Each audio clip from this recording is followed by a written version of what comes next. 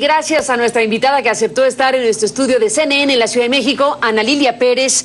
Ana Lilia Pérez es una periodista mexicana que ha hecho investigaciones de largo alcance en diferentes temas y hoy nos presenta Mares de Cocaína, que es su más reciente investigación periodística que se ha publicado en este libro que empieza a circular en México y bueno, pues que se refiere a las rutas náuticas del narcotráfico. Estamos hablando de una periodista que ha hecho, bueno, libros muy importantes, investigaciones muy importantes, entre otros El Cártel Negro. Está Camisas Azules, Manos Negras, también es un caso que asocia a un asunto importante en México, que es el tema de oceanografía, y bueno, pues otros trabajos importantes que han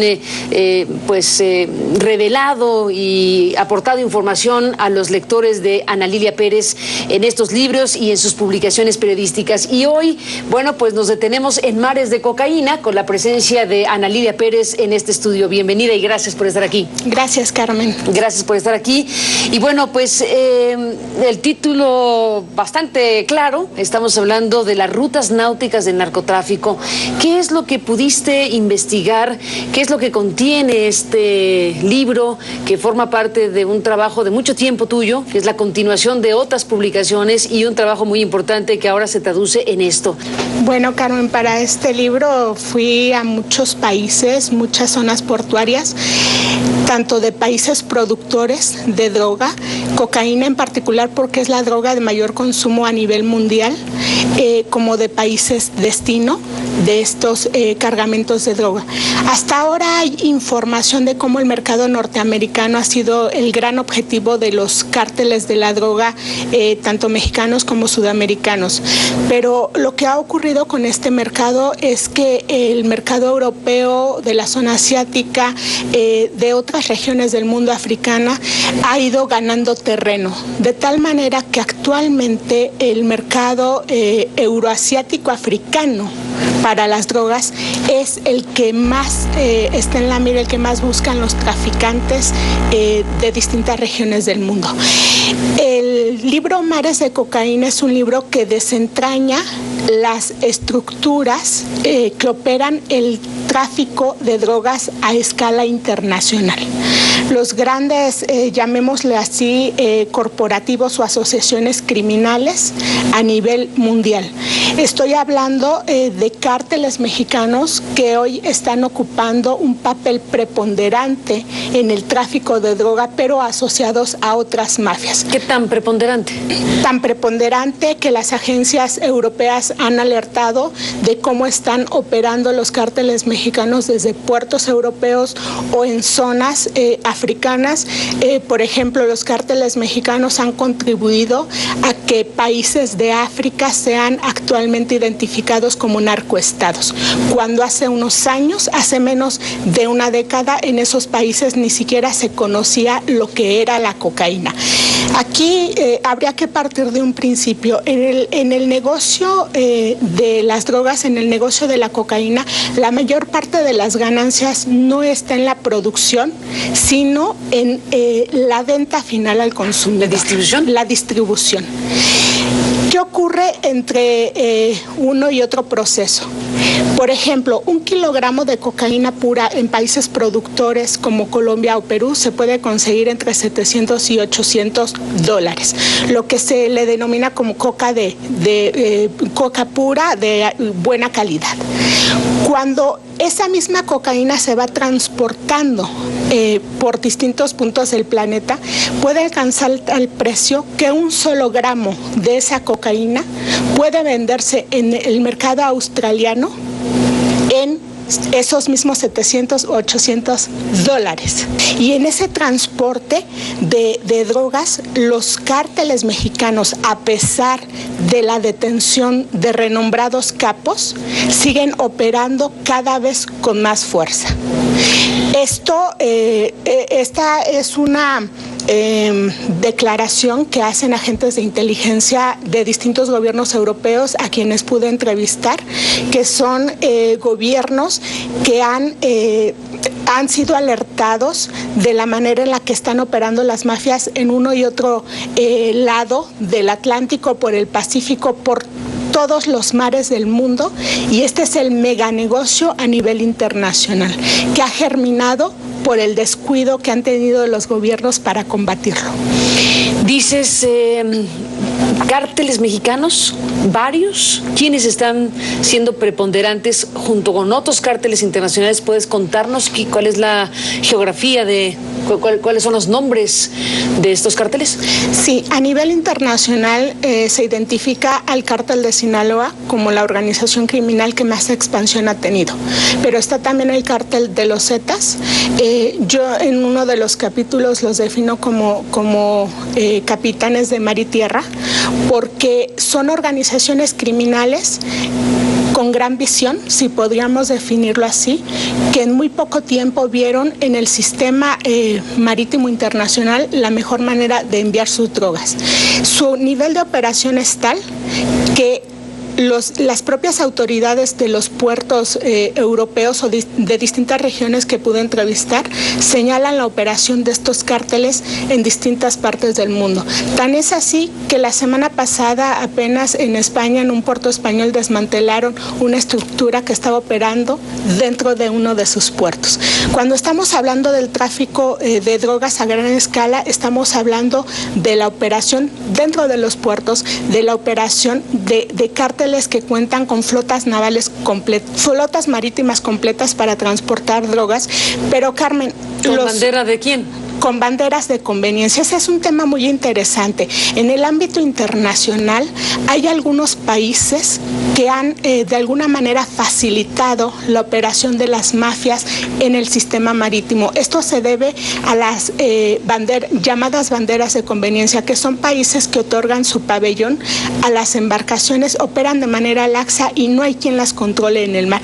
Podríamos definirlo como que esta es la verdadera ley de los mares, donde tenemos incluidos piratas del narco, un fenómeno muy interesante en muchas regiones, sobre todo del Caribe o en regiones como Malta, en el Mediterráneo, hay flotas de piratas llamados tumbadores en el ámbito náutico que se dedican a interceptar barcos de traficantes de droga para tumbarles la droga y poner esta droga en circulación. Son básicamente de cárteles contrarios, pero en este negocio más que cárteles son asociaciones criminales que operan en conjunto. Corporativos empresariales que operan dentro de una infraestructura formal, que es la infraestructura náutica a nivel internacional. Es un asunto tan grave, puesto que entre el 70 y 80% de las mercancías que se transportan en todo el planeta, que hacen posible el comercio internacional, se transportan vía marítima. Sobre esta misma infraestructura del comercio marítimo, del comercio internacional legal, es como operan los cárteles infiltrados en puertos, en mares, tienen en sus nóminas autoridades aduanales, tienen en sus nóminas a capitanes, a tripulaciones completas. Hay distintas aristas para transportar las drogas. Uno es cuando los traficantes cuentan con sus propias flotas marítimas. Con banderas de conveniencia. Con banderas de conveniencia, y generalmente son barcos pesqueros. Tiene una razón. Un barco pesquero puede hacerse a la mar hasta por 30 días, sale y cuando regresa nadie le verifica qué pescó ni a dónde fue. Estas son las principales embarcaciones propiedad de narcotraficantes. Hay otra modalidad que es el llamado gancho ciego, donde los traficantes hacen que un cargamento de droga llegue a una embarcación que transporte lo que sea. Hablamos de barcos petroleros, cargueros, graneleros, turísticos. Las grandes empresas del turismo mundial han sido alertadas de la infiltración de, llamémosle así, mulas dentro de sus embarcaciones, es decir, de estos cargamentos de droga dentro de sus embarcaciones. Hay una región que está en jaque ahora, que es la región del Caribe, donde bajan los barcos, el Caribe y Sudamérica, donde bajan los barcos a cargar hidrocarburos, y que estamos hablando de compañías de prestigio a nivel internacional a las cuales en sus embarcaciones los traficantes han tenido la capacidad de cargarles embarques de droga. Sin su conocimiento. Muchas veces sin su conocimiento, pero también hay casos donde los capitanes de las embarcaciones tienen conocimiento pleno de lo que están cargando. Te quedaste hace unos momentos explicando y hablando de cómo estas organizaciones criminales están montadas en las rutas náuticas, están montadas en las estructuras formalmente establecidas de grandes empresas que transportan mercancías todo el tiempo, un volumen enorme, tú dijiste, de las mercancías que se trafican en el mundo están precisamente a través de las rutas náuticas. Y te quedaste en esta parte donde yo te estaba preguntando si se montan dentro de la estructura y las rutas náuticas los cárteles, y me dices que sí, incluso infiltradas o colocadas dentro de las propias mercancías legales, digamos, establecidas legalmente en su comercio. ¿Cómo es que se da este fenómeno y cómo es que puede suceder sin que se percate la autoridad que revisa mercancías náuticas? El problema radica en que en ningún puerto del mundo se revisan los contenedores que llegan al 100%. Después hay distintas modalidades mediante las cuales los traficantes logran hacer que un cargamento de droga que quizá pudo haber sospecha de que cargara droga se pierda entre la infinidad de contenedores, cambiándole los números de registro. El libro revela todas estas mecánicas de operación. Si bien es cierto que es dentro de la industria legal que operan estos cárteles, también es cierto que muchas compañías son víctimas de estos cárteles cuando los traficantes están cargando las drogas en sus barcos sin que ellos tengan conocimiento.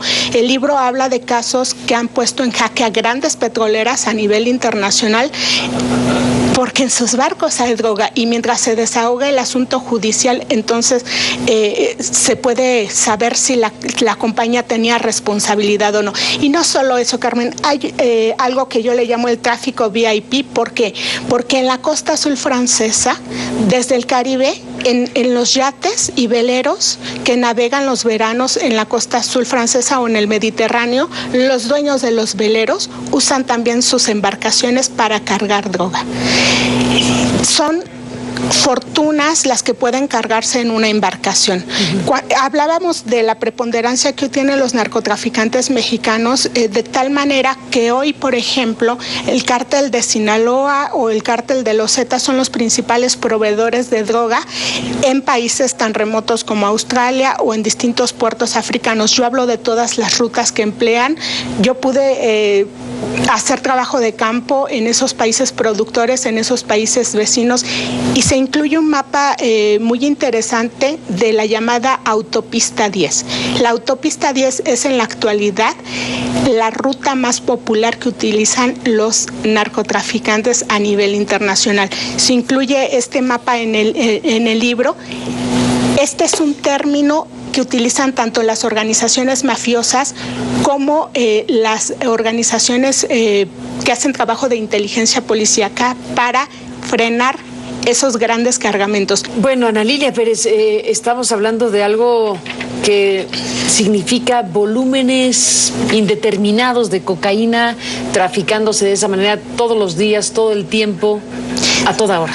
Sí, hay estimaciones de que entre el 70 y 80% de las drogas que se consumen en todo el mundo se transportan vía marítima. ¿El 80? Entre el 70 y 80% de las drogas, ya sea desde que se sacan de los países productores hasta que llegan al consumidor final, ya sea de un lado a otro del Atlántico, ya sea por el Pacífico, ya sea por el Océano Índico. Hay un factor muy interesante que se toca en el libro, como algunos planes gubernamentales como el Plan Colombia, que si bien pusieron tras las rejas a capos reconocidos colombianos, pero cómo se favoreció de manera indirecta a este nivel de preponderancia que tienen las organizaciones criminales mexicanas.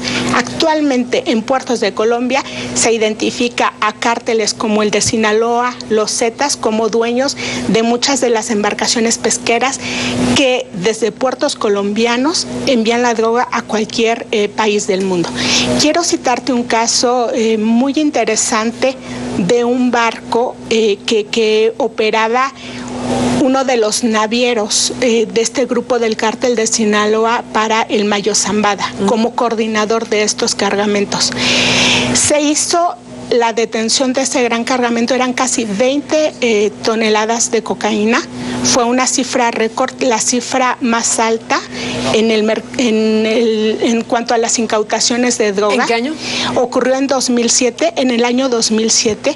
Aunque se incautó ese gran cargamento, las autoridades estadounidenses tienen informes y que se citan en el libro de cómo se ha seguido operando en esa misma mecánica, donde el cártel no solo va a recoger a un puerto su cargamento, sino que tienen gente haciendo trabajo de cabildeo en el ámbito marítimo, tienen sus propios navieros, tienen sus propios brokers, tienen su gente que hace negocios en lugares como Panamá, que es el lugar, el corazón del comercio en la región de América, o en otros países como Malta, en el Mediterráneo, o distintos países, incluido, insisto, el mercado australiano, que es el que les representa ganancias mucho más significativas.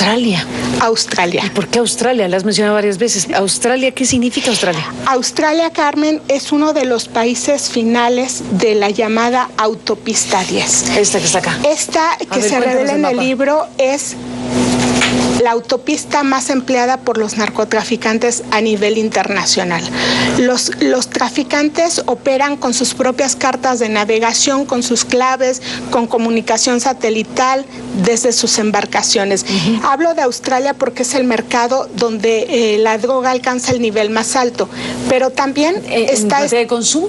En materia de consumo, por el precio que está alcanzando la droga en esta región. ¿Es la más cara? ¿Es donde se vende más caro? Donde se vende hasta en $700-800 un solo gramo de cocaína, es decir... Lo que en Colombia te cuesta el kilo. Un kilo de coca pura, pero hay que tener en cuenta también que un kilo de coca pura puede multiplicarse tantas veces se hagan los cortes para este consumo final. Brevemente, me querías agregar un dato de esta investigación. Nos quedaron varios ahí que están en el libro, evidentemente, como parte de tu investigación. Un dato que habla de los alcances de la mafia mexicana. La mafia mexicana actualmente es la que da la patente de corso para el tráfico de drogas a nivel mundial. Tan es así que los cárteles mexicanos cobran derecho de piso por el tráfico de drogas vía marítima en los 4 puntos cardinales. ¿En los 4 puntos cardinales? Lo más grave, Carmen, es que un cártel mexicano pudo cobrar este derecho de piso a partir de las listas de embarcaciones cargadas con droga que le filtraron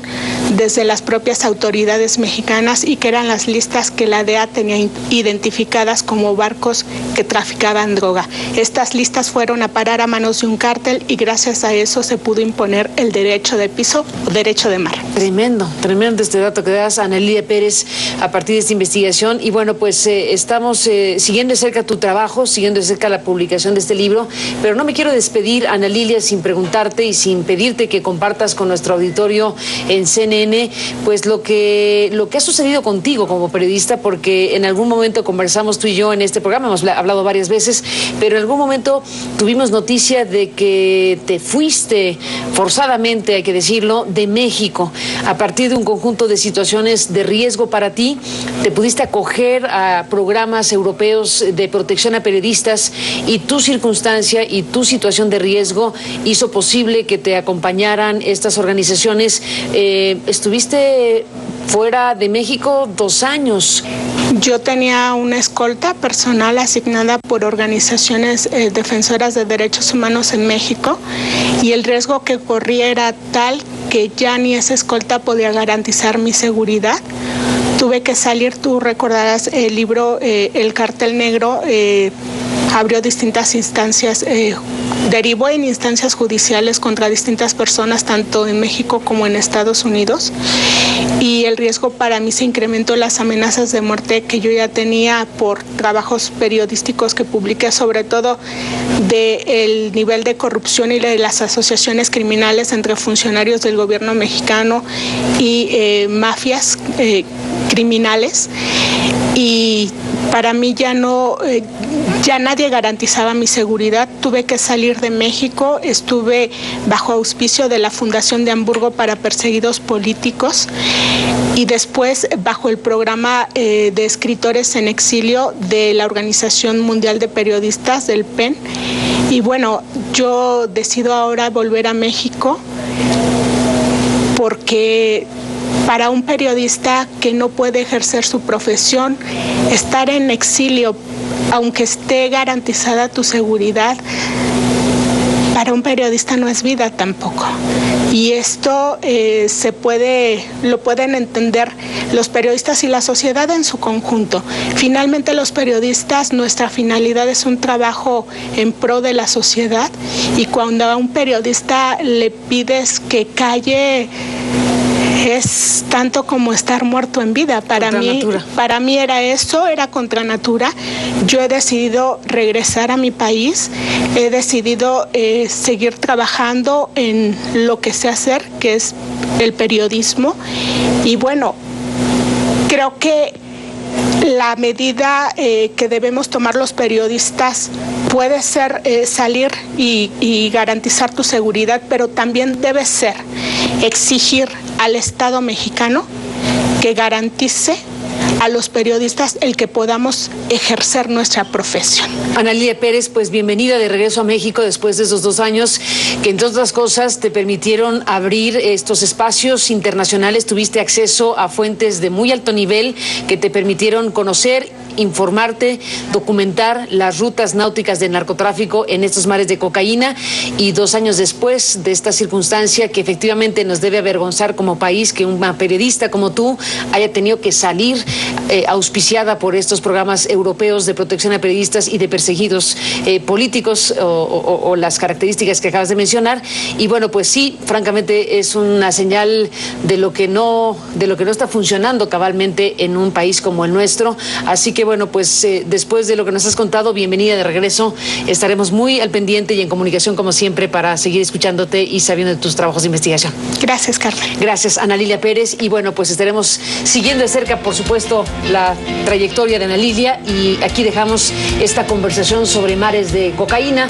Esta es su última investigación periodística publicada y circulando en estos días. Gracias por permitirnos acompañarle. Lo espero mañana y buenas noches. En la cobertura de los medios masivos en nuestro país, ¿cómo se han sentido ustedes con los espacios? ¿Se han sentido abrazados? ¿Se han sentido apoyados? ¿O todo lo contrario? Cuéntame un poco acerca de eso. Bueno, definitivamente, y lo hemos dicho en cada una de las conferencias que tenemos, que no confiamos en los medios nacionales como Televisa y TV Azteca, porque son manipulados por los grandes empresarios, los que tienen el poder en México, y no van a permitir que nosotros demos a conocer la realidad que vivimos. Entonces nos hemos sentido abrazados principalmente por los medios internacionales y más no por los nacionales, porque bueno, sabemos el compromiso que tienen y siempre lo hemos denunciado. Bueno, pues aquí estamos para darles el micrófono. En verdad, muchas gracias, y quisiéramos pedirle a la comunidad norteamericana, en especial a Estados Unidos en su totalidad, que nos apoyen y que, bueno, le exijan a Obama abra las puertas a los padres de familia, porque queremos ir a hablar con él, a entablar un diálogo para solicitar su apoyo y su intervención, y que ya no siga mandando armas a México, porque es con la que tienen controlado el pueblo e intimidado a toda la sociedad mexicana. Es lo que le pedimos a la comunidad norteamericana, que si somos humanos todos, sientan nuestro dolor y nuestra rabia y que se unan a esta lucha que es justa, es por vida. En Estados Unidos, este miércoles, la organización US Tier 2 ha hecho un llamado a manifestaciones en más de 43 ciudades de Estados Unidos para exigir el fin del llamado Plan México, un plan de millones de dólares destinados al combate al narcotráfico, una colaboración que hace el gobierno de Estados Unidos al mexicano, que según los organizadores terminan estos dineros en manos de organizaciones corruptas de seguridad en México. Vía Skype hacemos contacto con Roberto Lobato, organizador de esta manifestación, para que nos dé más detalles. Buenas noches, Roberto, gracias por tomar esta comunicación con nosotros. ¿De dónde surge esta idea de tratar de que se elimine el plan México? Surge de que aquí en Estados Unidos somos millones los que, al igual que México, estamos diciendo ya me cansé, pero en vez de ya me cansé, decimos en inglés, US tired too. Nosotros también estamos cansados. Estamos cansados del apoyo del gobierno del presidente Obama de 2.4 mil millones de dólares a fuerzas de seguridad en México que han asesinado, que han torturado, que han desaparecido a miles de personas, 100,000 muertos y 25,000 desaparecidos. Entre ellos hay muchos que han sido desaparecidos y asesinados por fuerzas de seguridad, que han sido desaparecidos por fuerzas policiales como las que han desaparecido los jóvenes de Ayotzinapa. Entonces decimos nosotros, ok, vamos a organizar 43 ciudades y cada ciudad se va a convertir en una candela mañana, una candela poderosa que va a iluminar la oscuridad del secreto entre el gobierno de Barack Obama y el presidente Peña Nieto, el secreto de la represión masiva con el dinero de nuestros impuestos. Has visto, sin duda, pues manifestaciones también en Estados Unidos, en varias ciudades, incluso en Washington, frente a la Casa Blanca, manifestaciones en apoyo a los 43 desaparecidos, pero esto es ir un paso más allá, esto es presionar al gobierno de Estados Unidos para que cese su apoyo a México. Sí, le estamos mandando dos mensajes a México, uno al pueblo mexicano. Le estamos diciendo, ya no están solos ni ya no van a estar solos, no los vamos a dejar solos. De hoy en adelante vamos a meter mano en esto porque son nuestros impuestos y es nuestro deber moral apoyar al pueblo mexicano que lo único que quiere, como esos jóvenes, es una educación, es vivienda, es vivir mejor, tener un futuro. Y el otro mensaje es un mensaje de mala noticia para el presidente Enrique Peña Nieto. Y el mensaje es, ya se te acabó la fiesta, ya se acabó la fiesta de dinero libre de Estados Unidos. Nosotros vamos a garantizar y luchar fuertemente, al igual que ustedes allá en México, para que se acabe esa ayuda hasta que haya un mejoramiento de la situación en México y que la ayuda se haga, ayuda no por guerra contra el pueblo, sino por la paz y por la construcción y reconstrucción de ese pueblo tan valioso de México que muchos aquí queremos. Y van a ver mañana, van a ver miles de personas en diferentes ciudades que van a mandar ese mensaje de amor a México y le van a dar la mala noticia a Obama y a Peña Nieto. ¿Cómo se hizo la convocatoria? ¿Por medio de redes sociales? ¿Cómo fue el contacto con la gente? Bueno, hay muchos grupos de tecnología, grupos de promigrante, grupos de religiosos. Es una red expansiva que usamos las redes sociales y usamos el teléfono y reuniones en persona. Si hay mucho movimiento, lo que estamos haciendo solo es una parte de un movimiento que se está viendo, que está creciendo y está más amplio, que va a ser muy poderoso y enfocado en los congresistas y en los oficiales electos de Estados Unidos que van a tener que rendir cuentas por su apoyo al gobierno de Enrique Peña Nieto.